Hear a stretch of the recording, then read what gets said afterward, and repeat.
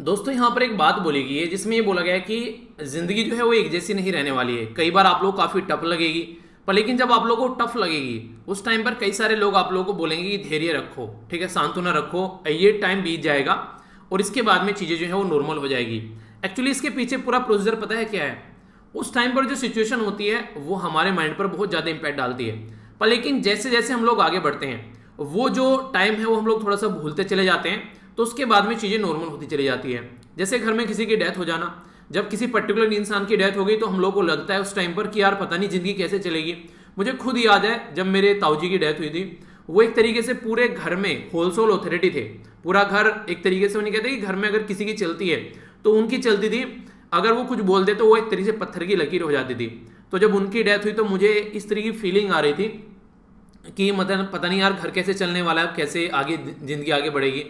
पर फिर चीज़ें आगे चलती गई, सब अपना अपना काम करते गए और चीज़ें नॉर्मल होने लगी और आगे चलकर फिर फैमिली जो है वो पैटर्न में आ गई।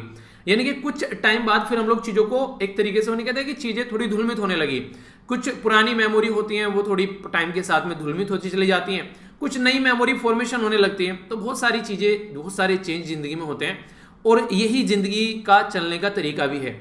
कुछ लोग ऐसे होते हैं, जैसे कि अभी मैं बात बताऊं, शाम कल एक फ्रेंड है, उसके जो बड़े भाई हैं उनकी डेथ हो गई, तो उससे बात कर रहा था। तो उसका जो भाई था वो भी मेरे साथ में मतलब कनेक्ट था, उनसे भी मेरी बातें होती रहती थी।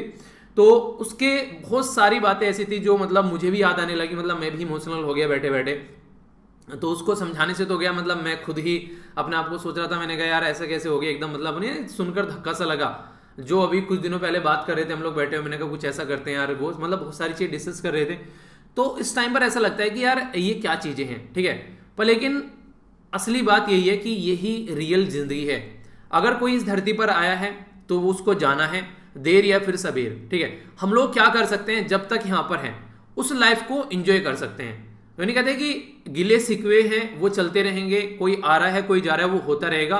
तो जो सत्य है वो हम लोग को एक्सेप्ट करना पड़ेगा। हम लोग इस धरती पर आते हैं, हम लोग ये नहीं सोच पाते हैं कि यहाँ पर आकर जाना भी है। हम लोग पूरा परिवार बना लेते हैं यहाँ पर, ऐसा लगता है कि बस यही सब कुछ है, यहाँ से कभी जाने वाले नहीं है। वो नहीं है कि जिंदगी में जीते ऐसे हैं जैसे कभी जाएंगे नहीं, और चले ऐसे जाते हैं जैसे कभी थे ही नहीं। तो ये चीजें आप लोगों को यहाँ पर देखने को मिलती है। तो इसका मतलब ये कि जिंदगी जो है वो टफ तो होती है यार, ठीक है। जब कोई नियर डियर वन जिसके साथ आप लोग 50 30 50 60 साल रहते हो, उसके बाद में वो चला जाता है तो धक्का तो लगता है। पर लेकिन इसका मतलब ये नहीं कि हम लोग को जिंदगी आगे लेकर नहीं चलनी है, ठीक है। कल आज वो गया, कल को हम में से भी कोई जाएगा, तो ये जिंदगी का पार्ट है, तो इसको एक्सेप्ट करिए। और जितनी लाइफ हमारे पास में ना, बस उसको एंजॉय करना है। यानी कि ये हमारे पास में लाइफ है, बस इसको हमको अच्छे से एंजॉय करना है। अपना जो मूवमेंट होता है ना उसको एंजॉय करना है। पहले क्या हो गया, क्या चीजें चल रही हैं, अगर सारी पुरानी चीजें लेकर बैठेंगे तो पहले मेरे ताऊ जी की डेथ हुई, उसके बाद में दादाजी की डेथ हुई, उसके बाद में भी घर में मैंने अभी बताया था बुआ के लड़के की डेथ हो गई, और भी इतने सारे लोगों की डेथ हो चुकी है। अगर इस सारी चीज़ों को मैं रिकॉल करने बैठूं तो मेरी हिम्मत नहीं पड़ेगी कि मैं आप लोगों के सामने लेक्चर भी ले सकूं। तो वो सारी चीज़ों को भुलाकर जो प्रेजेंट टाइम है उस पर ध्यान रखकर जब चलता हूं, तब जाकर अपने आप को सहज पाता हूं, तब जाकर अपने आप को समेट पाता हूं और एक लेक्चर आप लोगों के सामने डिलीवर कर पाता हूं। तो ये चीज़ें हैं, लाइफ का पार्ट है यार। तो ये चीज़ें करनी है, हर एक इंसान की लाइफ में ये चीज़ें होती हैं, इनको हम लोग नकार नहीं सकते। बस ये है कि उनको कितना जल्दी उन जो जो मेमोरी है, जो सैड मेमोरी है, जो हमने अपना कोई प्यारा, कोई रिलेटिव, कोई सगा संबंधी खो दिया है, तो कितनी जल्दी उसमें से हम लोग निकाल पाए। इसका एक अच्छा सा तरीका मुझे लगता है वहां से निकालने का, और वो है अपना काम। जो भी काम आप लोग करते हैं उस पर अपना फोकस दे दीजिए। जब भी मेरी लाइफ में कोई टेंशन होती है ना, मुझे लगता है यार बहुत ज़्यादा दिक्कत हो गई, इसको कैसे संभालूं, तो मैं हमेशा कोशिश करता हूं कि अपने काम पर फोकस देना स्टार्ट कर दूं। जो भी मैं चीज़ें करता हूं उसमें मैं और ज़्यादा घुस जाता हूं उस टाइम पर। मतलब कि फ़ोन को साइलेंट करके रख देता हूं बिल्कुल कंप्लीटली, और एक तरीके से अपने आप को सहजने की कोशिश करता हूं, अपने आप को संजोने की कोशिश करता हूं। तो हो सकता है कि ये कुछ बातें हैं आप लोग लाइफ में इंप्लीमेंट करेंगे और आपको भी कुछ नया सीखने को मिलेगा। अगर आप लोगों के पास में भी कोई ऐसी स्टोरी है तो नीचे कमेंट बॉक्स में शेयर कीजिएगा, और एक दूसरे को सहारा देने की कोशिश कीजिए। यार ये एक ऐसा टाइम है जब एक दूसरे का सहारा बनकर ही काम चलेगा, वरना दिक्कतें हर एक इंसान की लाइफ में है आज की डेट में। क्वेश्चन है आप लोगों के सामने, अच्छा लगता है क्वेश्चन को अटेम्प्ट करते हो, कई सारे बच्चों के द्वारा आंसर दिया गया। अच्छी तरीके से आंसर देते रहिए यार, प्रैक्टिस करते रहिए। बात की जा रही है यहाँ पर अलग कमेटी के बारे में। 1979 में एक कमेटी बनाई गई थी। आप लोगों को ये बताना है किससे रिलेटेड है। वीडियो के एंड में डिटेल में एक्सप्लेन करूंगा पूरी कमेटी को, और भी इसके बैकग्राउंड में जो इन्फॉर्मेशन है। हेल्थ से रिलेटेड है, गरीबी से रिलेटेड है, मेल न्यूट्रिशन यानी कि जो कुपोषण का शिकार होते हैं उससे रिलेटेड है, या फिर इनमें से कोई भी नहीं है। तो सही आंसर क्या है? ए, बी, सी, एफ, डी। तो क्वेश्चन को आप लोग अटेम्प्ट कीजिए। कई बार कई सारी इंपॉर्टेंट कमेटी के नाम आप लोग को दे देते हैं और फिर मैच करने के लिए आ जाता है। तो अगर आप लोग के माइंड में क्लैरिटी होगी इसको लेकर तो कोई कंफ्यूजन नहीं होगा। तो इस तरीके से अच्छे से अटेम्प्ट कीजिए, फिर हम लोग डिस्कस करेंगे। तब तक आइए आज के न्यूज़पेपर का एक ओवरव्यू ले लेते हैं। बहुत ही मतलब बुरी ये न्यूज़ आप लोग बोल सकते हैं। एक पर्टिकुलर पर्सन का फैमिली मेंबर है जिसकी डेथ हो गई और उसको एम्बुलेंस में लाने के भी पैसे नहीं थे। इस इंसान ने क्या किया, एक ई रिक्शा ली और ये जो डेड बॉडी है, ये डेथ है, ये बेसिकली डेड पर्सन है जो यहाँ पर आप लोगों को देखने को मिल रहा है। ये देखिए जैसे तैसे यहाँ पर आप लोग देखिए, यहाँ पर जैसे तैसे इंसान को संभाल रखा है। ये इस तरीके से एक डेड बॉडी को एक ई रिक्शा में लेकर आया जा रहा है, जो इसको मतलब जहां पर जलाना है या फिर दफनाना है वहां तक लेकर जाया जाएगा। तो ये सिचुएशन आप लोग यहाँ पर देख सकते हैं कि क्या कंडीशन है। तो यहाँ पर आज की डेट में ये कहने कि आगे आने वाले टाइम में अगर जो बच्चे हैं, आगे आने वाले टाइम में जो बच्चे पैदा होंगे वो 2020-2021 के कोरोना वायरस के टाइम के बारे में अगर पढ़ेंगे तो अंदर से दहल जाएंगे जब ऐसी ऐसी चीज उनके सामने निकल कर आएंगी कि क्या सिचुएशन थी। लोगों को जलाने के लिए जगह नहीं मिल रही थी, जो गंगा में जो बेसिकली डेड बॉडी है उनको बहा जा रहा था, रेत में बॉडियों को दबाया जा रहा था, मतलब पता नहीं क्या क्या कहाँ पे क्या क्या चीजें चल रही हैं। तो ये सिचुएशन आप लोग समझ सकते हैं। इन्हीं बीच में कुछ ऐसी भी चीजें हैं, एक पर्सन है जिसका फ्यूनरल कर दिया गया, यानी कि उसको मृत घोषित मानकर, ठीक है, उसका सब कुछ कंप्लीट कर दिया गया और फिर वो पर्सन रिटर्न आ गया। ऐसी भी न्यूज आप लोगों को देखने को मिल रही है। यानी कि कंडीशन जो है बड़ी ही हैफेजर्ड चल रही है, जिनके बारे में कुछ बोलना भी एक तरीके से सही नहीं है। बहुत बुरी कंडीशन देखने को मिल रही है, पता नहीं क्या क्या चीजें चल रही है और लोग जो है वो किस दौर से गुजर रहे हैं। तो अगर इस टाइम पर भी आप लोग स्टेबल हैं, इस टाइम पर भी आप लोग अपने आप को संभाल रखे हैं, तो you are a very strong person. अपने आप को शाबाशी देनी चाहिए इस टाइम पर भी, अगर आप लोग अपने आप को थामे हुए हो। बहुत टफ बात है, आसान नहीं है, ठीक है। आगे बात करते हैं स्टेट की जो रेस्पॉन्सिबिलिटी है वैक्सीन के बारे में बात की जा रही है। तो ये बोला गया कि यहाँ पर एडवाइजर जो है उनके द्वारा बोला गया कि स्टेट ने खुद बोला था कि ये रेस्पॉन्सिबिलिटी हमको दे दो। अब स्टेट को ये रेस्पॉन्सिबिलिटी दी गई है तो अब ये बोल रहे हैं कि स्टेट के ऊपर रेस्पॉन्सिबिलिटी डाल दी। तो देखिए ये सेंटर कुछ बोल रहा है, स्टेट कुछ बोल रहा है, पर लेकिन मुझे ये लगता है कि एक ऐसी सिचुएशन है जिसमें दोनों को मिलकर काम करना चाहिए। ये गाड़ी के दोनों पहिया बनेंगे तभी काम चलेगा। अकेला कोई पर्टिकुलर पर्सन इस चीज को लेकर आगे नहीं बढ़ सकता। ये इतनी बड़ी प्रॉब्लम है यहाँ पर फिलहाल अभी। तो इसमें आप लोगों की क्या राय है, आप लोग अपनी राय बता सकते हैं। बाकी साइड में जो यहाँ पर बात की जा रही है, ये बात की जा रही है होम आइसोलेशन के बारे में। आप लोगों को देखने को मिलेगा कई सारे बच्चे जो हैं उनको होम आइसोलेशन में डाल दिए जाते हैं। पर लेकिन क्या होम आइसोलेशन तो चलो फिर भी एक बार को चल जाता है, जो गवर्नमेंट के आइसोलेशन वार्ड बना रखे हैं वहां पर क्या फैसिलिटी है। तो एक जेएनयू के स्टूडेंट थे, उनके द्वारा जब जाकर वहां पर देखा गया तो काफी दयनीय कंडीशन वहां पर देखने को मिली। यानी कि बस उनको वहां पर ले जाकर डाल दिया गया है होम आइसोलेशन के नाम पर। उनको बेसिक फैसिलिटी भी प्रोवाइड नहीं करा रही है, कोई वहां खाना नहीं दे रहा है, कोई दवाई नहीं दे रहा है, कोई क्लीननेस नहीं है वहां पर, ठीक है, कोई कंबल नहीं है वहां पर, रेगुलर डॉक्टर की कोई विजिट नहीं है वहां पर, कोई मॉनिटर नहीं कर रहा है ऑक्सीजन क्या चल रहा है क्या चल रहा है। बस हाँ ये है कि बस डाल दिया है कि हम लोगों ने फैसिलिटी प्रोवाइड करा रखी है। तो ये इस तरीके की जो चीजें होती है ना, वहां पर हमेशा आप लोगों को एक रेस्पॉन्सिबिलिटी पूरी करते हुए बस लोग नजर आएंगे, रियलिटी में क्या चल रहा है वो एक अलग ही तरीका नजर आप लोगों को देखने को मिलेगा। तो ये कंडीशन है जिसके बारे में आप लोग आइडिया रख सकते हैं, जो कि दयनीय कंडीशन आप लोग यहां पर बोल सकते हैं। बाकी अगर यहां पर बात करें, अगर आप लोगों ने भी किसी ऐसी फैसिलिटी के बारे में सुना है गवर्नमेंट की, तो आप लोग भी अपना एक्सपीरियंस शेयर कर सकते हैं। देखिए रियलिटी में हमारी कंट्री में हेल्थ को तो लेकर कम से कम ऐसी फैसिलिटी नहीं है जैसी होनी चाहिए। इतनी ज्यादा पॉपुलेशन है, पर लेकिन फिर भी कुछ तो होना चाहिए कि हाँ सिचुएशन को संभाला जाए। अभी कोरोना है, आगे चल के कोई और वायरस आए, कुछ और बीमारी आए, क्योंकि जैसी हरकतें चल रही हैं पृथ्वी के ऊपर रहकर इंसानों की, ये चीजें रुकने वाली तो नहीं है। तो हम लोग को इनको चीजों को समझना पड़ेगा। ट्विटर के बारे में बात करें, अभी आप लोगों को बताया ट्विटर हो गया, ये सारी चीजें जो अभी चीजें चल रही हैं, जैसे कि अभी इनको बोला गया था कि आप लोगों को जो आईटी के जो रूल है उनको फॉलो करना है। तो अभी यहाँ पर इंफॉर्मेशन ब्रॉडकास्टिंग जो मिनिस्ट्री है उनके द्वारा जो डिजिटल मीडिया है उनको बोला गया कि क्या आप लोगों ने कंप्लायंस फॉलो किया है, न्यू रूल्स जो भी यहाँ पर निकल कर आए थे, तो विद इन 15 डेज आप लोगों को हमको बताना है, ठीक है। और गवर्नमेंट इन सब चीजों को मॉनिटर कर रही है, तो किस तरीके से आगे चीजों को लेकर चलना है वो समझा जाएगा। तो कई सारे केस भी अभी कोर्ट में इसको लेकर पहुंच रहे हैं, आप लोगों ने देखा व्हाट्सएप भी कोर्ट में पहुंच गया। तो इसको लेकर कैसे चलना है वो अभी देखने वाली बात होगी, पर लेकिन इसको कई तरीके से देखा जा रहा है। इसके बारे में एक आर्टिकल भी, कुछ फेक न्यूज के बारे में आर्टिकल है, किस तरीके से हेट स्पीच के बारे में आर्टिकल है, तो उनके बारे में कुछ मैं आप लोगों से एक्स्ट्रा बातें भी डिस्कस करूंगा और भी कई सारी डायमेंशन आप लोगों को जानने को मिलेगी। बाकी हमारी कंट्री में 13,000 करोड़ रुपए का जो घपला किया गया यहाँ पर मेहुल चोकसी और इसी के साथ में जो नीरव मोदी है उनके द्वारा। तो अभी यहाँ पर जो चोकसी साहब है वो चौकस थे काफी डोमिनिका के अंदर, पर लेकिन अभी यहाँ पर इनका रिपैट्रिएशन का जो प्रोसीजर है वो स्टार्ट करने की बात की जा रही है। रिपैट्रिएशन क्या होता है? एक तरीके से जब कोई पर्टिकुलर पर्सन को, जो कोई अपराधी है, उसको अपनी कंट्री में वापस लेकर आना, ठीक है, या देश छोड़कर भाग गया है, या फिर कोई एक तरीके से वो नहीं कहते वो माइग्रेट होकर कहीं पर गया, ठीक है, उसको लेकर आना, तो उसको अपनी कंट्री में लेकर आना। तो रिपैट्रिएशन होता है किसी फॉरेन कंट्री से उसको अपनी कंट्री में वापस लेकर आना। तो अभी यहाँ पर इसी का प्रोसीजर स्टार्ट किया जा रहा है। तो जब अपने देश में आएंगे तो फिर इनके ऊपर केस चलेंगे, देखते हैं क्या क्या कंडीशन बनती है, तो उसी के बारे में बात की जा रही है। आप लोगों को पता है हमारी कंट्री में रिलीजन के नाम पर लोगों के सर काट दिए जाते हैं। तो रिलीजन अगर इंटर जो फेथ मैरिज कर ली जाए, अभी यहाँ पर एक लड़की मुस्लिम है, एक लड़का जो हिंदू है, उसके द्वारा शादी कर ली गई। तो ये है उत्तर प्रदेश में मेरठ की खबर। तो यहाँ पर अभी सिचुएशन क्या है, यहाँ पर जो घर वाले हैं दोनों साइड से वो एक दूसरे के पीछे पड़े हुए हैं।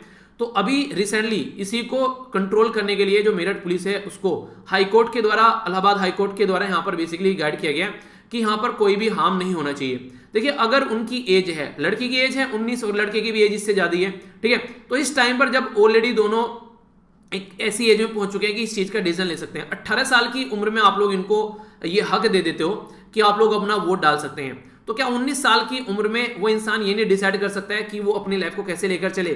तो उसकी खुद की लाइफ है, उसको खुद को डिसीजन लेना दीजिए। आप लोग बस समझाइए कि ये गलत है, ये सही है यार, बाकी तुम्हारा डिसीजन है, ठीक है। तो ये आज के डेट का तरीका बन गया है, वरना आगे चलकर दिक्कत बहुत सारी हो जाती है। पता चला घर वालों ने मार दिया, दोनों ने भागकर शादी की, पता चला खुद से फिर सुसाइड कर लिया, जहर खा लिया, तो ये कोई सोल्यूशन थोड़ी ना होता है। लाइफ एंड हो गई, आप लोगों का सोल्यूशन नहीं है, ये कोई सोल्यूशन नहीं है। उसका कोई मिड पाथ देखो ना, बुद्धा वाला पाथ, कि आप लोगों की भी इज्जत बची रहे और सामने वाले की भी जिंदगी चलती रहे। तो ये चीजें हैं, ये ऐसे केसेस आप लोग लिख सकते हैं। अगर इंटरफेथ मैरिज के बारे में कुछ लिखने के लिए आ जाए, ऐसे में अगर आप लोग कुछ लिखना है तो ये इंपॉर्टेंट पॉइंट हो जाते हैं। नेक्स्ट यहाँ पर बात की जा रही है, आप लोगों को थोड़ा सा समझना पड़ेगा। कई बार आप लोगों ने दवाइयां खरीदी होंगी, तो वो दवाई रहती है एक्सपायर, उन पर एक बार डेट पढ़ लिया कीजिए आप लोग, जरूरी है। यहाँ पर कई सारी ऐसी चीजें, जैसे कि अभी यहाँ पर 3 लोगों को पकड़ा गया जो ऐसे यूज्ड सर्जिकल ग्लव, यानी कि जो ऑलरेडी जो गर्ल्स थे वो यूज किए जा चुके थे, उनको बेच रहे थे। यानी कि लोग जो है पैसे के मामले में इतना गिर चुके हैं कि मुझे नहीं लगता है कि उससे नीचे कोई गिर पाएगा। तो ऐसी ऐसी हरकतें आप लोगों को देखने को मिल रही है। खासकर कोविड-19 के दौर ने तो एक नया ही हैवानियत का चेहरा सामने निकाल दिया। अभी जो सुशील कुमार है, इनको लेकर मीडिया काफी एक्टिव हो गई है और कई सारे मुद्दे सामने निकल कर आ रहे हैं कि इनके साथ ये करो, उनके साथ वो करो। पर यहाँ पर मैंने भी आप लोगों से पूछा था कि क्या सुशील कुमार साहब का जो मेडल है वो छीन लेना चाहिए। तो देखिए कई सारे बच्चों के द्वारा राय दी गई, मैं अपनी राय बता रहा हूँ, हो सकता है आप लोग उससे सहमत न हो, पर लेकिन ये सही है कि मतलब आप लोग को एग्जाम में भी अगर किसी को अगर आंसर भी देना है, इंटरव्यू भी देना है, तो इस तरीके के सजेशन आप लोग मतलब दे सकते हैं, वैलिड सजेशन है। इनको जो वो मेडल मिला था उस टाइम पर, उसके लिए इस इंसान ने मेहनत की थी, अपना कंपटीशन किया था, तब जाकर ये मेडल मिला। आसान काम नहीं था। वो मेडल जो था वो इनका मेहनत की गई कमाई है, ठीक है। अभी फिलहाल जो हरकत इनके द्वारा की गई है उसके लिए ऑलरेडी हमारी कंट्री में प्रावधान है, उसके लिए ऑलरेडी हमारी कंट्री में पूरी व्यवस्था है, कोर्ट है, लॉ एंड ऑर्डर है, सारी चीजें। तो उसके हिसाब से इनके ऊपर जो जो सेक्शन लगाए जा रहे हैं, मर्डर का सेक्शन लगाया गया है, कल्पेबल होमिसाइड का सेक्शन लगाया गया है, ठीक है, ये काफी सारे सेक्शन इनके ऊपर लगाए गए हैं, तो उसकी सजा इनको मिलेगी। उसका मेडल छीन लेना ये एक तरीके से मतलब मेरा पर्सनल व्यू है, आप लोगों का हो सकता है आप लोग इसको सहमत न करें। मेडल छीनना वो एक तरीके से मेहनत की कमाई है, ठीक है, पर लेकिन हाँ जो किया गया उसकी सजा मिलेगी, वो एक अलग चीज है। वही बात यहाँ पर जब मैरी कॉम बोल रहा हूँ, जो यहाँ पर जो नहीं है म्यांमार की जो लीडर थी, ठीक है, इनको जो नोबेल प्राइज मिला था, तो यहाँ पर उस टाइम पर ही बोला गया कि इनका जो नोबेल प्राइज है वो छीन लेना चाहिए आंग सांग सुई की। तो वो नहीं छीना गया क्योंकि वो उनके काम के लिए मिला था, जो काम उनके द्वारा किया गया था। अभी आगे क्या हो रहा है उसको देखकर आगे की चीजें देखी जाती हैं, ठीक है। तो बाकी आप लोगों ने जो भी सेशन दिया, आप और भी सेशन देना चाहते हैं तो आप लोग सेशन दे सकते हैं। रामदेव साहब के सर में जो है फंदा लटकता हुआ नजर आ रहा है। आईएमए इंडियन मेडिकल एसोसिएशन के द्वारा अभी बोला गया कि काफी ज्यादा लोगों को गुमराह किया गया और कोविड-19 की सिचुएशन का फायदा उठाने की कोशिश की गई अपनी कंपनी को बढ़ाने के लिए, अपने प्रोडक्ट को बेचने के लिए। रॉन्ग इन्फॉर्मेशन फैलाई गई है अपने प्रोडक्ट के बारे में, आयुर्वेदा का नाम ले लेकर पता नहीं क्या क्या बातें की जा रही हैं। तो उसके चलते अभी यहाँ पर बोला गया कि हम लोगों ने प्राइम मिनिस्टर को भी बोला था कि इमीडिएटली बुक किया जाए कि फेक इन्फॉर्मेशन काफी लार्ज स्केल पर फैलाई जा रही है। तो ये भी एक काफी बड़ा मुद्दा सामने निकल कर आया। कम से कम यार ऐसी पर्सनैलिटी को ये काम शोभा नहीं देते हैं, इतनी एक फॉलोवर, इतने अच्छे लोग फॉलो कर रहे हैं। बाकी आज की डेट में एक नए नए बेहुदे हरकतें देखने को मिल रही हैं। अभी यहाँ पर ये यूट्यूबर है, तो यूट्यूबर भी कई सारी ऐसी हरकतें कर रहे हैं जो कि नहीं करनी चाहिए, क्योंकि एक अच्छी फॉलोइंग होने के बावजूद भी 32 ईयर ओल्ड यहाँ पर ये पर्सन है, नाम है गौरव शर्मा। तो यहाँ पर इसके जो यूट्यूब चैनल पर 4.15 मिलियन सब्सक्राइबर हैं, ठीक है, गौरव शर्मा तो यूट्यूबर है। तो यहाँ पर इनके द्वारा क्या किया गया, कुत्ते को ये इस तरीके से, जो कुत्ता है ये इनका जो कुत्ता पाल रखा होगा इन्होंने, तो इस कुत्ते को इसके में बांधकर गुब्बारों में, ठीक है, वो नहीं कहते कि जैसे कि उसको उड़ाना हवा में, तो गुब्बारे हीलियम वगैरह जो गैस उसके द्वारा भरकर उसको कोशिश की गई। सोचिए गुब्बारा फट गया तो कुत्ता मरेगा, कुत्ते की जान जा सकती है, कितनी ऊपर गुब्बारे चले गए, तो वो सिचुएशन देखने को मिलेगी। तो अब इस इंसान को अरेस्ट कर लिया गया। जब इंसान की फॉलोइंग बढ़ जाती है ना, आप लोग ये समझिए आज के टाइम में आप लोग मुझे फॉलो कर रहे हैं, ठीक है, कल को चलकर मैं मार्केट में आप लोगों को मिल जाता हूं और पॉलिथीन लिए घूम रहा हूं, मैं चिल्लाता रहता हूं आप लोगों को पॉलिथीन यूज नहीं करनी है, पॉलिथीन यूज नहीं करनी है, तो ये क्या मुझे शोभा देता है कि मैं आप लोगों को बोल रहा हूं पॉलिथीन यूज नहीं करनी है और खुद पॉलिथीन यूज कर रहा हूं? ये एक रेस्पॉन्सिबिलिटी बन जाती है यार। ग्रेट पावर विद बोलते हैं great power comes with great responsibility. तो अगर आप लोग के पास में पावर आई है, ये तो है नहीं कि आप लोग कल को चलकर डीएम बन गए, आईपीएस ऑफिसर बन गए तो आप लोग तो अपनी दुश्मनी निकालते घूम रहे हैं, नहीं, उस चीज को अलाउ नहीं करती है वो चीजें। तो ये एक रेस्पॉन्सिबिलिटी का कम से कम हम लोगों को परिचय देना चाहिए, पर नहीं देखने को मिलता है। तो ऐसी भी हरकतें सामने निकल कर आती है, किसके लिए? जस्ट ओनली पैसे कमाने के लिए। और टैलेंट दिखा लो, ये कोई टैलेंट थोड़ी ना है इस तरीके टैलेंट दिखाना। अभी कुछ दिनों पहले एक खबर ऐसी आई थी, यहाँ पर आप लोगों ने देखा होगा साउथ इंडिया में, एक कुत्ते को 8वीं 9वीं 7वीं या 11वीं 12वीं मंजिल से फेंक दिया गया। उससे पूछा गया ये हरकतें क्यों कर रहा था भाई तू? तो उसने पता है क्या बोला कि मैं देखना चाह रहा था कि नीचे गिर के मरेगा या नहीं मरेगा, अपने आप कूद के देखना, तुझे पता चल जाएगा कि मरेगा या नहीं मरेगा। कुत्ते के पिल्ले को फेंक रहा है ऊपर से। तो ये ऐसी चीजें कई बार देखने को मिलती है जो कि सही चीजें नहीं है। तो इसके बारे में भी आप लोग अपनी राय बता सकते हैं। ऐसी भी चीजें हैं, ये सारे पॉइंट आप लोग एथिक्स में इनको यूज कर सकते हैं। जब यहाँ पर एनिमल क्रुएल्टी के बारे में लिखने के लिए आता है ना, तो वहां पर आप लोग एसए में या फिर कोई क्वेश्चन पूछ ले जाए तो इनके बारे में आप लोग वहां पर यूज कर सकते हैं इस तरीके के उदाहरण, ठीक है। तो ये एक ऐसे उदाहरण रहेंगे जो बिल्कुल लेटेस्ट उदाहरण है, और जो एग्जामिनर है उसको ये भी रहेगा कि हाँ बंदा जो है वो जान रहा है चीजें, और रिलेटेड टू जो करंट जब उदाहरण आप लोग यूज करते हैं तो उससे एक नया एक नहीं आता है कि हाँ नई चीजों के साथ में, न्यूज के साथ में भी अच्छे से कनेक्ट है, ठीक है। तो ये आप लोग वहां पर एग्जाम्पल यूज कर सकते हैं, ओके। ड्यूटी फ्री इंपोर्ट की बात की जा रही है। ब्लैक फंगस की जो ड्रग्स है उसके लिए हाई कोर्ट के द्वारा नोट दे दी गई है, इसके ऊपर कोई भी ड्यूटी नहीं लगनी चाहिए। देखिए आज की डेट में जब जैसी सिचुएशन बनी है तो यहाँ पर बात क्या आती है कि जैसे ब्लैक फंगस हो गया, जिसका दूसरा नाम क्या है, इसको बोलते हैं म्यूकोरमाइकोसिस, ठीक है। तो बीमारी का नाम याद रखिएगा। व्हाइट फंगस भी आप लोगों ने सुना है, अब नया वर्जन येलो फंगस भी आ गया है। तो सारी चीजें आप लोगों को आराम से देखने को मिल रही है, पर सब चीजों का तरीका एक ही है कि आप लोग अपनी सेहत का ध्यान रखिए, एक्सरसाइज करते रहिए, डाइट अच्छी लेते रहिए, तो ये सारी चीजें थोड़ी साइड में होती नजर आएंगी, ठीक है। आगे बात करें, यहाँ पर ये पेंडेमिक के बारे में बात की जा रही है। ऐसी सिचुएशन हो गई है मेंटल हेल्थ, कुछ लोगों के नियर और डियर वन की जान चली गई है, कुछ लोगों को आप लोगों को देखने को मिलेगा ऐसी भी कंडीशन है कि ये जो लोग हैं आज के डेट में ये इस प्रॉब्लम को फेस कर रहे हैं कि नियर डियर वन जाने के बाद में कुछ को क्वारंटीन में रखा गया। तो आज के डेट में मेंटल जो बैलेंस है ना वो काफी ज्यादा टूट चुका है। तो वर्ल्ड हेल्थ ऑर्गेनाइजेशन के द्वारा भी वार्न किया गया है कि अभी अगर देखा जाए आफ्टर कोविड-19 और भी कई सारी प्रॉब्लम देखने को मिलेगी। आईसीएमआर के द्वारा भी रिसर्च की जा रही है कि देखिए मेंटल हेल्थ को और ज्यादा प्रेफरेंस देना पड़ेगा। ये एक नई बीमारी उभर कर आ रही है आज के डेट में। किसी की जॉब चली गई है, कोई बीमार है, किसी की बर्बादी इतनी हो गई है हॉस्पिटल में जाने से, दुनिया भर के लोग मर गए, किसी घर में अकेला पर्सन बच गया, बहुत सारे बच्चे अनाथ हो गए। तो कहां क्या क्या दिक्कतें नहीं देखने को मिल रही है। तो इतना बिहेवियर जो कंडीशन है इसमें लोगों की मेंटल हेल्थ का बिगड़ना बनता है, और वही सिचुएशन अभी यहां पर देखने को मिल रही है। तो इसको थोड़ा समझना पड़ेगा, ओके। बाकी आप लोगों से मैंने कल एक आर्टिकल डिस्कस किया था, आप लोगों ने इसके बारे में सुना भी होगा। वो जो आर्टिकल था वो था यहाँ पर किसके बारे में, लक्षद्वीप के बारे में। तो लक्षद्वीप के बारे में जो डिस्कस मैंने किया था डिटेल में आर्टिकल की, वहां के जो लेफ्टिनेंट गवर्नर हैं वो क्या कर रहे हैं। तो उसी के चलते अभी कलेक्टर सामने आए निकलकर, इनका मानना यह है कि रिफॉर्म जो है वो बेनिफिट करेंगे जो आइलैंड पर रहने वाले लोग हैं। मतलब इस तरीके से बेनिफिट करेंगे। तो ये थोड़ा सा तरीका मुझे तो पर्सनली पसंद नहीं आया। मतलब समझना चाहिए कि आप लोग किस तरीके से चीजों को टैकल कर रहे हैं। सामने वाले इंसान के ऊपर एकदम सारी चीजें डाल देना, आराम से चीजों को लेकर चलना था। पर लेकिन ये बिल्कुल जिस तरीके का चीजें बोला गया तो यहाँ पर इसको पैसिफाई कर रहे हैं। आप लोगों को मैंने आर्टिकल डिस्कस किया, सुन लीजिएगा कल एक बार फिर से, अगर आप लोगों ने वो आर्टिकल नहीं सुना है, कई सारी चीजें आप लोगों के माइंड में क्लियर हो जाएंगी। लक्षद्वीप को लेकर वही बात की जा रही है बार बार, लोग जो है उसको लेकर प्रोटेस्ट भी कर रहे हैं कि लक्षद्वीप में क्या चल रहा है, ये ड्राफ्ट लेकर आया किस तरीके से इसको लेकर चला जा रहा है, कैसी तानाशाही है यहाँ पर राहुल गांधी साहब भी सामने आए, इनके द्वारा बोला गया कि इसको विड्रॉ करना चाहिए। तो ये सारी चीजें लोगों के लिए है, तो उन लोगों को एक्सेप्ट भी तो होनी चाहिए। मतलब ऐसा चीजें बनाओ ना कि लोग उसको एंजॉय करें। आप लोग ऐसी चीजें कर रहे हैं जिससे लोग उसको एंजॉय नहीं कर रहे हैं, उससे और लोग फ्रस्ट्रेट हो रहे हैं। तो ये तो वही चीज होगी जिससे किसानों के लिए आप लोग बिल लेकर आ रहे हैं, पर किसान जो है प्रोटेस्ट में बैठे हैं 6 महीने से। मतलब मैं आप लोगों के लिए कुछ कर रहा हूँ और आप लोग उसको एंजॉय नहीं कर रहे हैं, तो फिर वो मेरे लिए सही चीज थोड़ी ना है कि हाँ आप लोगों के लिए सही चीज नहीं है। तो कुछ और देखो जो कि प्रोडक्टिव हो, एक मिड पाथ कोई देखो, तो वो चीजें होनी चाहिए।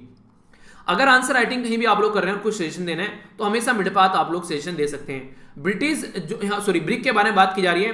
तो यहाँ पर ब्रिटेन, रसिया, इंडिया, चाइना, साउथ अफ्रीका, तो यहाँ पर जो मिनिस्ट्रियल मीटिंग है वो 1 जून को होने वाली है, ठीक है। तो उसी के चलते यहाँ पर पार्टिसिपेट करेंगे इंडिया और चाइना आमने सामने।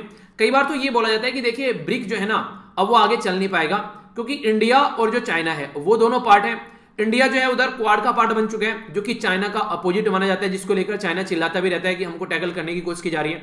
तो इसके चलते काफी सारी चीजें आप लोगों को देखने को मिलेगी, ठीक है। तो उसी के बारे में यहाँ पर बात की जा रही है। तो यहाँ पर अभी इंडिया और साउथ अफ्रीका के द्वारा वर्ल्ड ट्रेड ऑर्गेनाइजेशन में ये सजेशन दिया गया था कि जो दवाइयां प्रोवाइड कराई जा रही है कोविड-19 से रिलेटेड, उनको पेटेंट फ्री कर दीजिए ताकि दवाइयों का प्राइस डाउन हो जाए और सब तक दवाइयां पहुंचाई जा सके। तो उसके बारे में भी कई सारी कंट्री को साथ में लेकर चलने की कोशिश की जा रही है। अब उसमें यूएस से भी साथ में आया कि जो ट्रेड रिलेटेड एस्पेक्ट्स हैं, इंटेलेक्चुअल प्रॉपर्टी राइट है, उनको कैसे लेकर चलना है, ठीक है। तो कई सारे मुद्दे भी यहां पर देखने को मिल रहे हैं। तो उसी के बारे में बेसिक इंफॉर्मेशन है, ठीक है। तो देखते हैं कैसे नॉर्मल चीजों को किया जाता है। अभी यहां पर जो बात की जा रही है, ये क्विक एक्शन की बात की जा रही है लोकल ऑफिशियल के लिए, जो बेसिकली अभी कई देखिए आप लोगों को देखने को मिलेगा, खासकर कई सारे लोग जो हैं आउटसाइडर भी आकर बुक कर रहे हैं स्लॉट कोविड-19 पर, अगर किसी पर्टिकुलर एरिया में, तो लोकल एरिया को वहां पर जगह नहीं मिल पा रही है। तो कैसे यहां पर जो सबको दवाइयां प्रोवाइड करानी है, ऑनलाइन दवाइयां प्रोवाइड करा रही है। मेरे हिसाब से मेरा पर्सनल सजेशन है, जब मैंने देखा, जैसे मैं गांव में भी था तो मैंने चीजों को देखा, तो मुझे एक चीज फील हुई। देखिए आप लोगों को क्या करना था, ये जो रेस्पॉन्सिबिलिटी दी गई, रेस्पॉन्सिबिलिटी प्रधान के हाथ में आ जानी चाहिए। अगर गांव में कोई है तो प्रधान को बोला जाए कि अपने गांव का आंकड़ा तैयार करो और गांव में कितने लोग हैं उस आंकड़े को देखो और उसके हिसाब से गांव वाले एरिया में आप लोगों को मेडिसिन भेज देनी चाहिए। अगर वो चीजें ढंग से प्रोवाइड नहीं करा रहे तो अकाउंटेबिलिटी प्रधान की होनी चाहिए, उसके ऊपर एक्शन लेना चाहिए, ठीक है। लोकल एरिया में चीजें पहुंचानी स्टार्ट कर दी, डिस्ट्रिक्ट लेवल पर डिस्ट्रिक्ट मजिस्ट्रेट को आप लोग बोलिए कि हाँ इतने एरिया हैं, वो चीजों को आइडेंटिफाई करें। ये इस तरीके से ऑनलाइन ये यहां पर जाकर अपने आप को आइडेंटिफाई करना, वो सारी चीजें मुझे अप टू द मार्क नहीं लगी, क्योंकि लोग इतने पढ़े लिखे भी नहीं है आज के डेट में कि सारी सब कुछ ही ऐप यूज कर रहे हैं। आप लोग खुद ही देख लीजिए, अगर अपने घर में आप लोग देखिए, अगर सिटी में नहीं रहते गांव में रहते हैं, घर में मान लीजिए 15 लोग हैं या फिर 10 लोग हैं, 10 में से कितने लोग आज के में आप लोग के घर में जो है वो मोबाइल यूज कर रहे हैं, ठीक है। कितने लोग यूट्यूब यूज करना जानते हैं, कितने लोग सारे ऐप यूज कर रहे हैं, ठीक है। तो कई सारे लोग ऐसे भी होंगे जिनके घर में मोबाइल भी नॉर्मल वाला ही देखने को मिल जाएगा। तो वो सारी चीजें अंडरस्टैंड करनी है। तो प्रधान को रेस्पॉन्सिबिलिटी दे दो वहां पर, प्रधान को इतने, तुम्हारे गांव में इतनी पॉपुलेशन है, इतनी की है, जितनी है, सारी वोटिंग में सारी जब वोट आप लोग करते हैं तो आप लोगों को पता है कि सबकी डिटेल वहां पर रहती है। वोट मांगते टाइम तो पूरे एक्टिव हो जाते हैं, अब दवाई मांगते टाइम भी तो ये एक्टिवेशन आप लोग कर सकते हैं, पर नहीं। कल कंट्री में दोनों चीजें अच्छी रही है, तो डेथ के भी केस कम आए और नंबर ऑफ केसेज जो है कोरोना के वो भी केस आए। तो एक अच्छी न्यूज यहां पर देखने को मिल रही है। बाइडेन साहब के द्वारा बोला गया है कि जो वायरस है उसका ओरिजिन हम लोग को खोजना पड़ेगा, और चाइना जो है वो बाइडेन को लेकर काफी सतर्क सदमे में आ गए हैं कि यहाँ पर ये सारी चीजें जो है ये गलत है, क्योंकि ये माना जा रहा है कि ये जो वायरस निकल कर आया चाइना से निकल कर आया। अगर ये प्रूफ हो जाता है ये वायरस चाइना के द्वारा बनाया गया है, तो इससे चाइना को एक ह्यूज लॉस देखने को मिल सकता है। लॉस क्या, चाइना का बाइकआउट किया जा सकता है इंटरनेशनल लेवल पर, लेकिन ये आसान काम भी नहीं होगा। अभी यहां पर उसी की प्रोब चल रही है कि चाइना ने ये वायरस बनाया और इसके बाद में ये वायरस सब जगह फैल गया। तो चाइना और भी कुछ हरकतें कर रहे हैं। तो कोविड-19 तो बीमारी का नाम है, ठीक है, पर लेकिन वायरस का जो नाम है SARS-CoV-2, severe acute respiratory syndrome COV-2, तो ये वायरस का नाम है। इससे पहले ये चाइना में 2002 में भी ये वायरस देखने को मिला था, इसलिए इस वायरस का नाम 2 रखा गया और पहले वाला जो वायरस था वो 1 हो गया। तो ये पहले भी कंडीशन देखने को मिली। तो चाइनीज सिटी वुहान से वायरस निकल के आया था, इसीलिए इसको नाम वुहान वायरस भी दिया गया स्टार्टिंग में। तो वुहान के अंदर जो वुहान इंस्टीट्यूट ऑफ वीरोलॉजी है, जिसको यहाँ पर WIV का नाम दिया गया, तो ये माना जा रहा है कि वहां से वायरस निकल कर आया। तो चाइना ये बोल रहा है कि जो बाइडेन जो है हमारे खिलाफ साजिश कर रहे हैं, हमको सप्रेस करने की कोशिश की जा रही है। तो इनका ये मानना है, ठीक है। यूएस चाइना इंगेज है यहाँ पर, अगर बात की जाए यूएस और जो चाइना है वो इंगेज है एक तरीके से। यहाँ पर आने वाले टाइम में बोला जा रहा है कि दोनों की जो इंगेजमेंट जो है इस पर्टिकुलर टाइम पर एंड हो सकती है। यूएसए के ऑफिशियल के द्वारा ऐसी बातें बोल दी गई हैं, यानी कि कई सारे एरिया में देखने को मिलेगा दोनों बिल्कुल आमने सामने आकर खड़े हुए गए। जैसे कोल्ड वॉर के टाइम पर यूएसए और रसिया आमने सामने था, अब रसिया तो साइड में हो गया है, यूएसएसआर का विक्टन हो गया, पर लेकिन अब चाइना उसी स्टेज पर आकर खड़ा हो गया यूएसए के कंपटीशन में। तो यूएसए को ये चीजें गवारा नहीं हो रही है और चाइना भी कुछ हरकतें ठीक से नहीं कर रहा है। तो दोनों ही चीजें हैं। अब यहां से कैसे आगे वर्ल्ड चलने वाला है, पोस्ट कोविड-19 आप लोगों को एक नया एरा देखने को मिलेगा। पोस्ट कोविड-19 आप लोगों को एक नई चीजें देखने को मिलेंगी, नया तरीका देखने को मिलेगा। अब वो किस तरीके से आगे बढ़ेगा वो हम लोगों को देखना पड़ेगा कि क्या क्या चीजें आगे आने वाले टाइम में देखने को मिलने वाली है। यहां पर जैसे आप लोगों को देखने को मिल रहा है कि आज की डेट में जो कोविड-19 के चलते तो कंडीशन खराब हुई है, कई सारे साइक्लोन देखने को मिले। ताऊ ते साइक्लोन आया, इसके बाद में अभी यास साइक्लोन देखने को मिल रहे हैं। तो इसके चलते अभी बोला जा रहा है कि 6.5 लाख लोगों को इवैक्यूएट किया गया, यानी कि निकाला गया, दूसरी जगह पर उनको पहुंचाया गया। तो काफी ह्यूज लोगों की हम लोगों ने जान बचाई और ये काफी बड़े स्केल पर आप लोग देखते हैं कि घरों में पानी भर गया, जैसे तैसे कंडीशन देखने को मिल रही है। तो हम लोग अगर बैठे हुए हैं कहीं एनसीआर में, हम लोग कहीं बैठे हुए हैं किसी दूसरे रीजन में, साउथ इंडिया में कहीं पर लेकिन जहां पर सिचुएशन खराब होती है वहां पर समझ में आता है। अभी यहां पर ममता बनर्जी के द्वारा ये बोला जा रहा है कि साइक्लोन लगभग जो डैमेज कर रहा है कि 15,000 करोड़ रुपए का लगभग डैमेज यहां पर देखने को मिल रहा है। तो ये वेस्ट बंगाल के द्वारा बोला जा रहा है। आगे आने वाले टाइम में कितना होगा अभी देखने को मिलेगा यहां पर। तो यह साइक्लोन, ये वेस्ट बंगाल का आंकड़ा निकल कर आया, ये उड़ीसा का आंकड़ा निकल कर यहां पर आ रहा है कि उड़ीसा में क्या क्या चीजें देखने को मिल रही है। तो यहां पर ये जो साइक्लोन है, हालांकि हम लोगों को तो बचा पा रहे हैं, पर इसके चलते भी बहुत सारे एरिया में कई सारी दिक्कतें देखने को मिल रही है। मान लीजिए किसी के घर पर पेड़ गिर गया, बिजली का तार टूट कर गिरा, कहीं फैक्ट्री कहीं आसपास में आग लग गई, खेतों में आग लग गई, कुछ और चीजें देखने को मिल रही है। बिजली गिरने की वजह से कई सारे लोगों को शॉक लगा, कई सारे लोगों की जान चलेगी। तो बहुत सारी ऐसी अनफॉर्चुनेट कंडीशन बन रही है जिनके बारे में एक्सपेक्टेशन भी नहीं की जा सकती है। हाँ, ऐसा भी कुछ हो सकता है। अभी यहां पर एक पर्टिकुलर एक इस तरीके की भी चीजें देखने को मिली, पता नहीं किसी ने शेयर किया था, कोई पर्टिकुलर गांव है यहां पर शायद कर्नाटक के अंदर, या फिर मुझे एग्जैक्ट स्टेट का नाम नहीं याद आ रहा। एक बच्चे के द्वारा सेंड किया गया था मेल। वहां पर क्या हुआ, उनके मोहल्ले में एक औरत थी, उसके बेटे की डेथ हो गई। औरत को बताया, औरत को हार्ट अटैक आ गया, औरत की भी डेथ हो गई। समझ रहे हैं आप लोग? मतलब माताएं जो होती हैं, माँ जो होती है, वो इतने ज्यादा अटैच होती है, माता और जो पिता होते हैं, वो कई बार उस सदमे को झेल ही नहीं पाते हैं। तो ऐसी भी कंडीशन आप लोगों को देखने को मिल जाती है। तो ये वाले लॉस हम लोग साइक्लोन में तो काउंट करेंगे नहीं, पर लेकिन रियलिटी में ये भी लॉस हो रहे हैं। अब जानवरों की जान जा रही है, वहां पर बहुत सारे जानवरों की जान चली जाती है, एक नई महामारी निकल कर आ जाती है। उसके बारे में, इसके बारे में एक छोटा सा आर्टिकल भी है जिसको मैं डिस्कस करूंगा एडिटोरियल में। तो आप लोगों को एक नई डायमेंशन और जानने को मिलेगी, उसके बारे में समझेंगे। लॉकडाउन पंजाब के अंदर 10 जून तक बढ़ा दिया गया है। ये वही प्रोसीजर चल रहा है जो मैंने स्टार्टिंग में आप लोगों को बताया था कि लॉकडाउन आराम से आगे बढ़ाया जा रहा है। ठीक है, तो ये चीजें यहां पर देखने को मिल रही हैं। तो इसी तरीके से सिचुएशन जो है वो आगे बढ़ रही है। ठीक है, आइए अब यहां पर एडिटोरियल देख लेते हैं, कौन कौन से एडिटोरियल है। बहुत प्यारे एडिटोरियल है और काफी कुछ आप लोगों को जानने को मिलेगा। और देखिए लेक्चर थोड़ा सा लेट भी हो जा रहा है, ठीक है, इसकी वजह से, क्योंकि मैंने बताया कि कंडीशन क्या बन गई, रात भी जो है चीजें ऐसी चलती रही, उससे बात की, फिर बहुत सारी चीजें हो गई, मतलब काफ़ी देर तक वो शांत होने का नाम ही नहीं ले रहा था। फिर बातें करते रहे, तो फिर एक दूसरे से काफ़ी लंबे समय तक उनके घर पे भी 1-2 पर्सन से बातें की, तो चीज़ों को नॉर्मल करने की कोशिश की गई। तो उसकी वजह से मतलब मैं भी फिर माइंड वो ज़्यादा थोड़ा माइंड में चलती रहती है चीज़ें। तो बस फिर वही, फिर सुबह भी आर्टिकल पढ़ रहा था, तो कई सारे आर्टिकल को कई बार पढ़ना पड़ रहा था उनको समझने के लिए कि अच्छा ये लिखा हुआ है इसमें। ठीक है, दिमाग कई बार इधर उधर हो जाता है। ठीक है, तो उसको बैलेंस में लाना पड़ता है फिर। तो वही है कि चीज़ें करनी है यार, फिर भी वो तो छोड़नी तो नहीं है, पर वही है कि हाँ सिचुएशन क्या है वो भी समझना है। ओके, तो इसी के बारे में आप लोग देख सकते हैं। तो आर्टिकल देखते हैं, आर्टिकल में क्या क्या बातें यहाँ पर की जा रही है, अभी इनको यहाँ पर समझने की कोशिश करते हैं। एक एक आर्टिकल देखते हैं और फिर यहाँ पर देखिएगा। पहला आर्टिकल काफी इंपॉर्टेंट है, ये हेट स्पीच के बारे में बात कर रहे हैं, तो समझेंगे क्या क्या चीजें हैं। कई सारी डायमेंशन आप लोगों को जानने को मिलेगी, अच्छे से समझेंगे। हमारी कंट्री में पार्लियामेंट की जो स्ट्रक्चर तैयार की जा रही है, तो उसके बारे में बात की जा रही है, जिसको हम लोगों ने सेंट्रल विस्ता प्रोजेक्ट बोला है। और इसको एक तरीके से जो पार्लियामेंट के आसपास का जो एरिया है, जैसे इंडिया गेट हो गया, वहां पर भी डेवलपमेंट किया जा रहा है। तो समझते हैं इसके बारे में क्या क्या बातें हैं। कुछ बैकग्राउंड इन्फॉर्मेशन भी आप लोगों को दूंगा ताकि आप लोग चीजों को समझ पाएंगे। ये प्राइवेसी वगैरह के बारे में बात कर रहे हैं, तो इस वाले आर्टिकल में और इसको कंबाइन कर कुछ और बातें आप लोगों को बताऊंगा। हेट स्पीच, कुछ प्राइवेसी, कई सारी चीजें आप लोगों को जानने को मिलेगी। हालांकि ये अभी जो आईटी का जो नया रेगुलेशन है उसको कवर कर रहा है। अभी 2 दिन पहले मैंने डिटेल में आप लोगों से कवर भी किए थे, तो अभी कुछ बातें और भी आप लोगों को यहाँ पर बताऊंगा। ये जो साइड वाला ये आर्टिकल है यहाँ पर, क्या इजराइल का 2 स्टेट सॉल्यूशन होना चाहिए? अगर आप लोगों से मैं पूछूं, आप लोग क्या बोलेंगे इसके बारे में?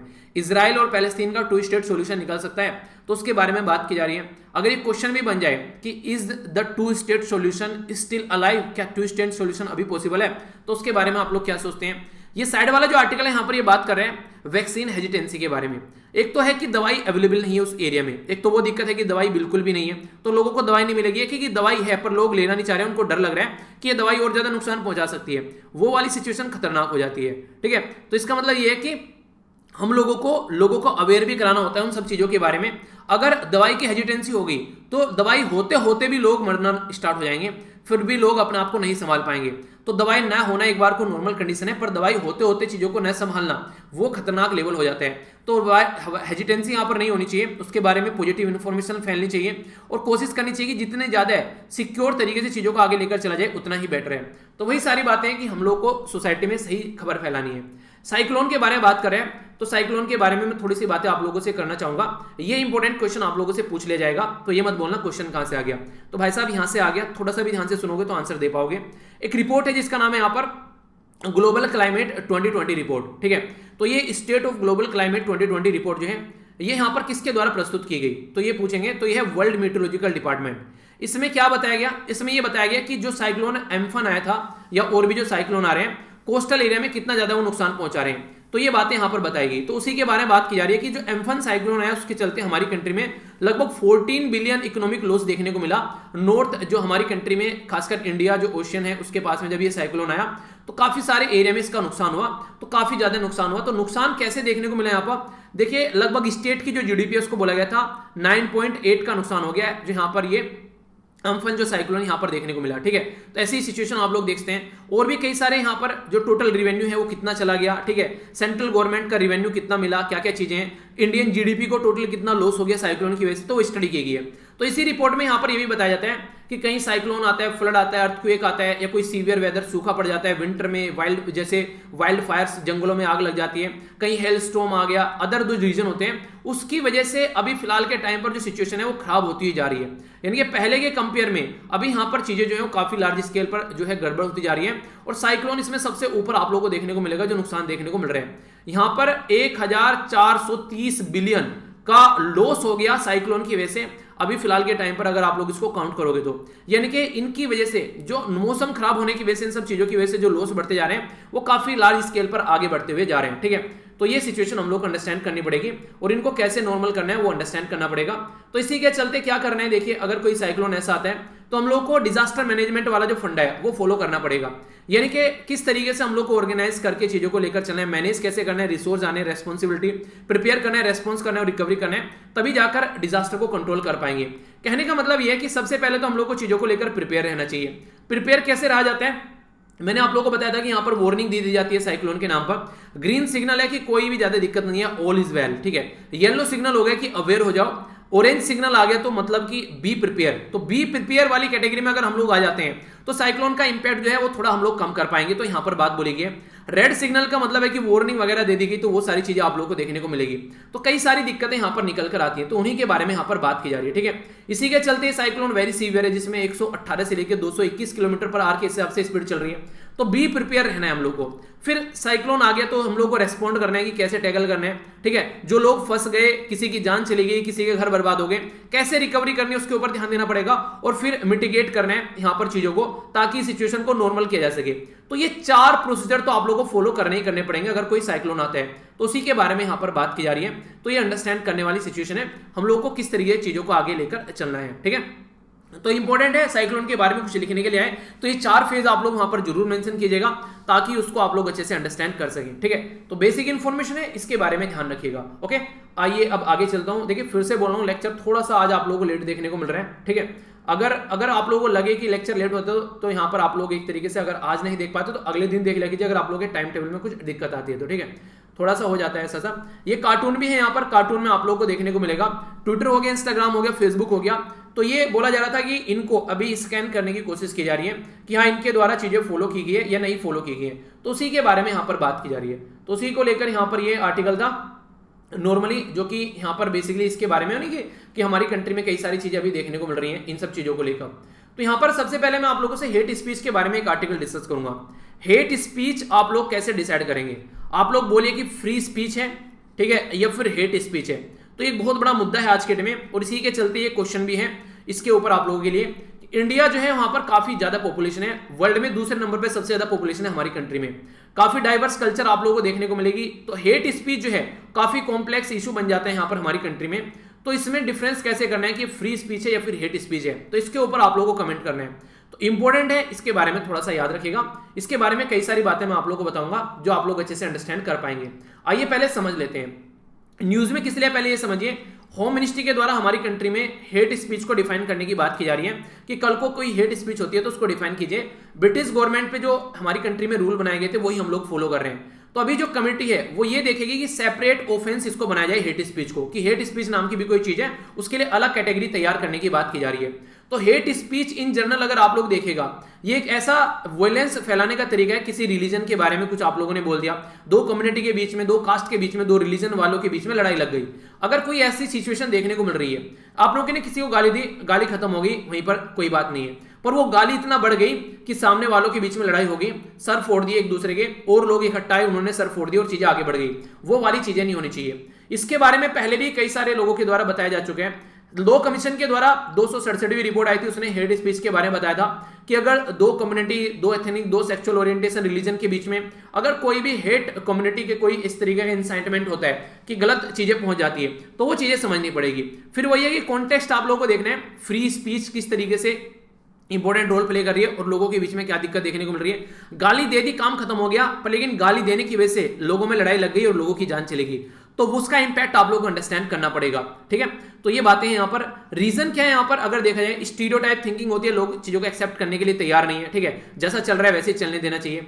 स्टबर्ननेस होती है कई बार पर्टिकुलर आइडियोलॉजी को लेकर। अभी मैंने बताया ना कि यहाँ पर अब जो हम लोगों ने चीजें देखी कि इंटरफेथ जो मैरिज के बारे में बात करते हैं, कुछ लोग इसको लेकर एक्सेप्ट करने के लिए तैयार ही नहीं रहते हैं। अरे इंसान पैदा एक ही तरीके से होता है भाई साहब, इस धरती पर एक ही तरीके से आता है। अब हम लोग उसको कैसे लेकर चल रहे हैं वो हम लोग को देखना पड़ेगा कि हम लोग सिचुएशन को कैसे टैकल करें। हम लोग हमेशा उसी को उसी तरीके से नहीं देखते हैं जिस तरीके से उसको देखना चाहिए।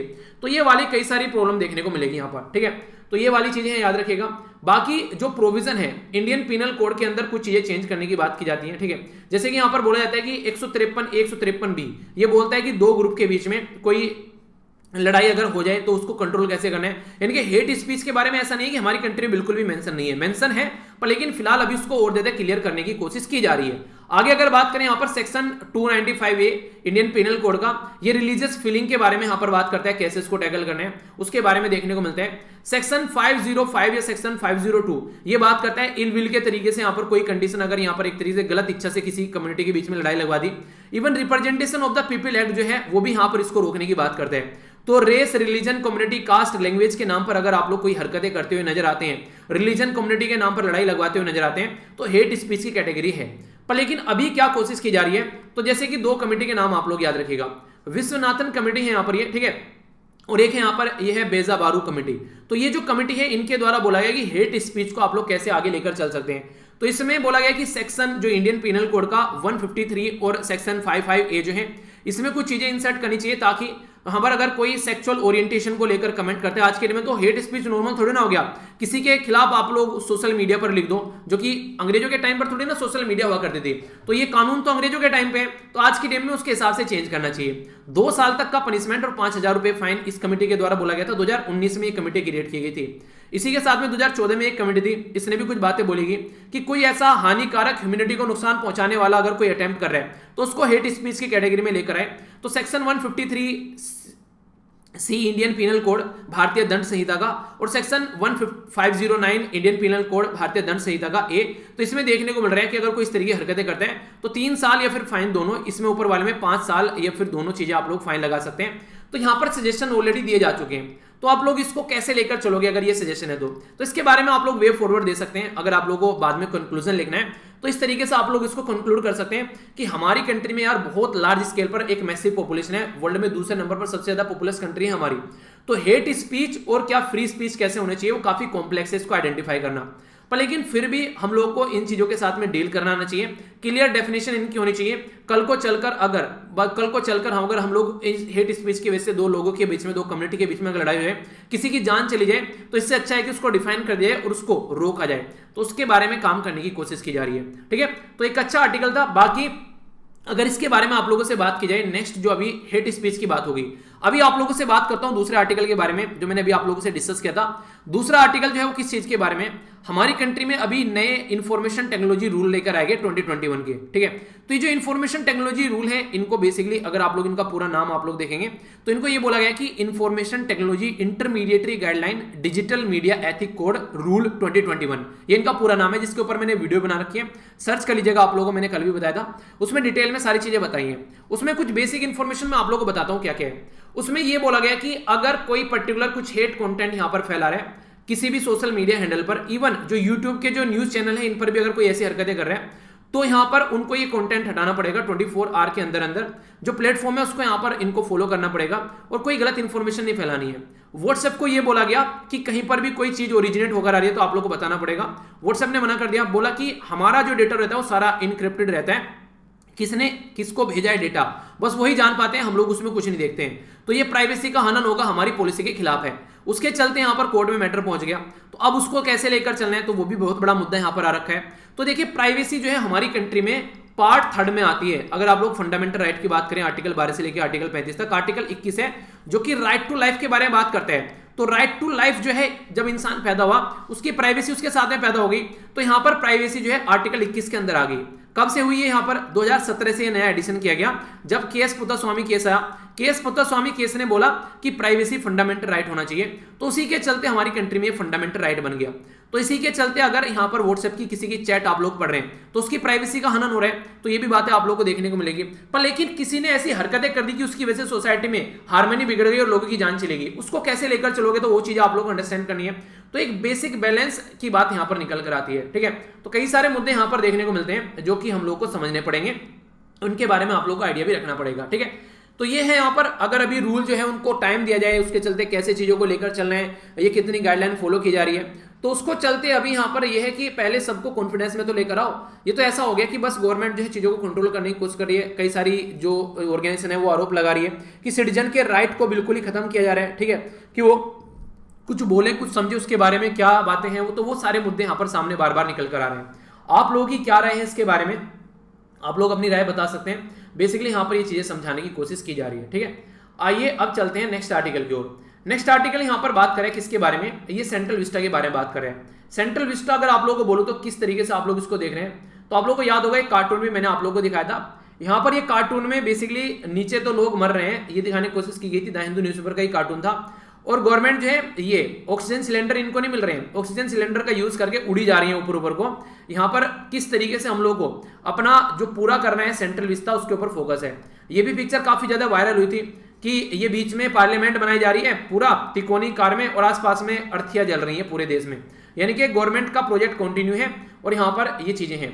आज के आर्टिकल में भी यही बातें समझाने की कोशिश की गई है कि कई तरीके से चीजें जो की जा रही है वो अनप्लान्ड वे में की जा रही है। बस टारगेट ये है कि 2022 तक का हमारी कंट्री में कुछ चीजें हो जाएं ताकि आजादी की सालगिरह सेलिब्रेट कर लें। यानी कि एक तरीके से दिखावटे की चीजें ज्यादा की जा रही हैं, एक्चुअल में एक प्लान जो होना चाहिए उसको लेकर कम फोकस किया जा रहा है। क्या सिचुएशन है उसको ध्यान में नहीं रखा जा रहा है, वो चीजें चल रही हैं। इंडिया गेट पर खुदाई चल रही है पूरी, और इवन यहां पर आप लोग देखेगा ये इस तरह की कंडीशन देखने को मिल रही थी, और यहां पर ये भी लगा दिया कि आप लोग इनकी फोटोग्राफी नहीं ले सकते।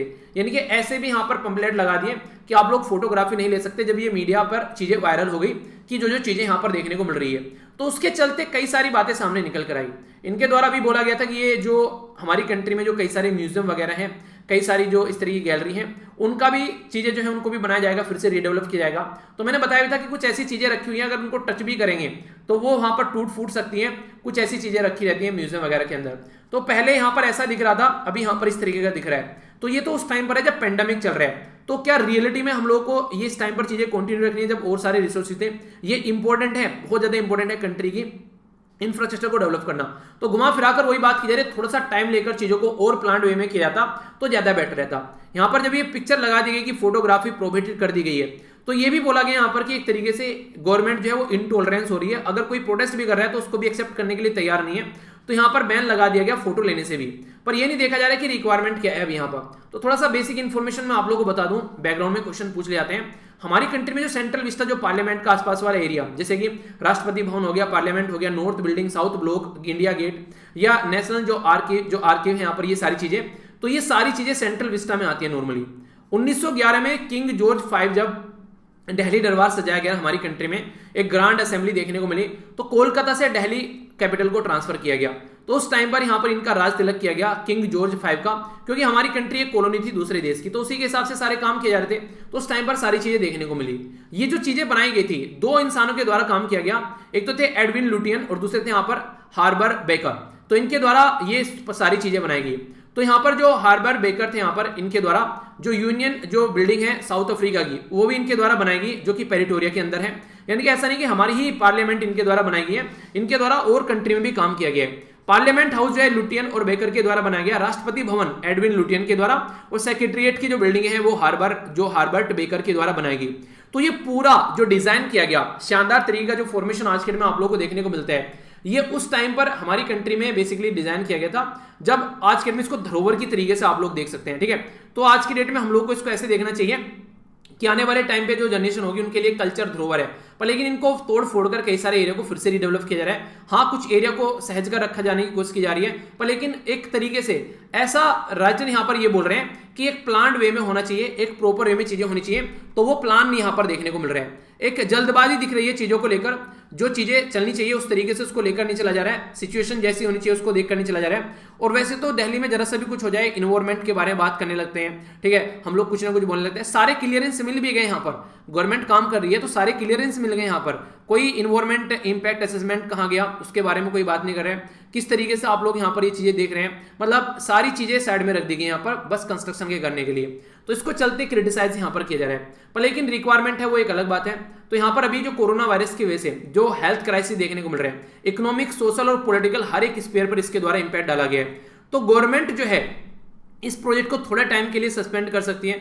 अपोजिशन ये तो चाह रही है कि यहाँ पर इसको थोड़े टाइम के लिए ठंडे बस्ते में डाल दिए और जो सिचुएशन है उसको साथ में लेकर चला जाए टैकल करने के लिए, ठीक है। तो पब्लिक का भी कॉन्फिडेंस आए। ये ऐसा तो नहीं है कि अभी बनानी है 1 साल के अंदर अंदर, वरना पृथ्वी इधर की उधर हो जाएगी। 2 साल बाद बना लेना, कुछ दिक्कत तो आ नहीं रही है। पर फिलहाल जो हेल्थ पर खर्च करने की बात की जाती है, हमारी कंट्री में हेल्थ पर 1.2% खर्च करने की किया जा रहा है आज की डेट में। नॉर्मल सजेशन तो इकोनॉमिक सर्वे के भी है कि 2.5 से 3% खर्च करना चाहिए, और ढंग की हेल्थ बनानी है तो 6% कम से कम खर्च करना चाहिए। हमारी कंट्री में डॉक्टर नर्सिस के रेशो जो है वो भी काफी कम लेवल पर देखने को मिलेंगे। तो इन सब चीजों को ध्यान में रखते हुए ये चीजें थोड़ी टाइम के लिए पोस्टपोन कर हम लोग रख सकते हैं और सही डायरेक्शन में चीजों को लेकर चल सकते हैं। पर लेकिन रियलिटी में कंडीशन कुछ और ही देखने को यहाँ पर मिल रही है। तो ये कई सारी बातें हैं जिसके बारे में एक मोटा आइडिया आप लोग रख सकते हैं। सिचुएशन कई जगह देखने को ऐसी मिलती है, ठीक है। तो ये है कुछ बातें, आई होप कि आप लोग इसको अंडरस्टैंड करोगे। और ये आर्टिकल था पूरा जिसके बारे में हम लोगों ने बात की, ठीक है। नेक्स्ट एक आर्टिकल जो मैंने आप लोगों से बात की, पैलेस्तीन के बारे में बात कर रहे हैं कि क्या पैलेस्तीन और इजराइल का 2 नेशन का सॉल्यूशन होना चाहिए। तो देखिए 2 नेशन का सॉल्यूशन वहां पर देखने को मिलता है नॉर्मली, जहां पर 1-2 बराबर की कंट्री हो और लगता है कि वहां पर चीजें नॉर्मल रहने वाली है। कल को चलकर फिर ये कंडीशन यहां पर देखने को मिल सकती है। 2 नेशन की थ्योरी इतने दिनों से बोल रखी है कि इजराइल वालों की जीस होना चाहिए इजराइल के लिए, पैलेस्तीन मुस्लिम कम्युनिटी के लिए, पर लेकिन वो हो नहीं पा रहा है। तो इसके लिए क्या क्या पाथ निकाला जाना चाहिए उसके बारे में बात करनी पड़ेगी।